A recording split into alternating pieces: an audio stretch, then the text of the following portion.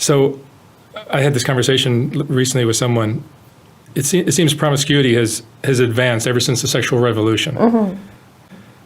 First, there was sex before marriage, and then people were having sex purely for enjoyment, and then having one-night stands, and now OnlyFans. And the divorce rate is rising, which probably reflects that.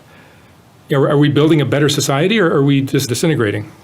I think if we ever are going to answer that question, the proof is in the stats.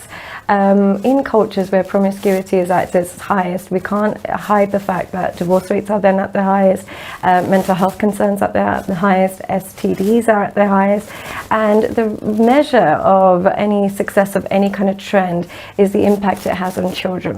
Whatever trend a society is facing, whether it's promiscuity, whether it's cohabitation, whether it's sex work, if we just measure the impact it has on the most vulnerable people in that society, that will indicate whether it's good or bad for us. And if we look at the rise of promiscuity, the number one kind of the sufferers of this tend to be the children of such behaviors, and therefore I would find it difficult to see how sexual freedom can really be healthy if the people suffering are children, because they are then left with broken homes, not knowing who their father is, who their mother is. They're left with a plethora of mental health concerns. So any kind of trend that has a negative impact on children cannot be a positive impact on society. Yeah, it seems to be. Yeah.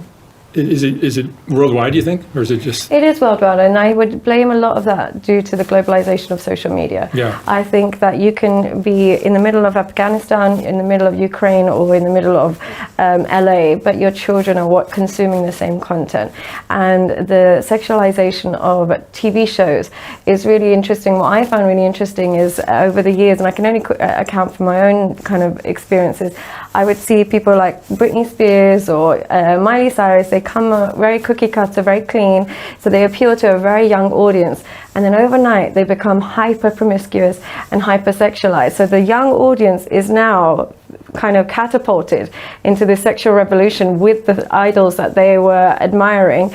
They have no choice but to catch up to their sexuality, and as a result it's like we're kind of propelling children into sexualization, which I just don't understand the benefits of. It's becoming cool to the kids. Cool. Yeah, it's hyper cool for them.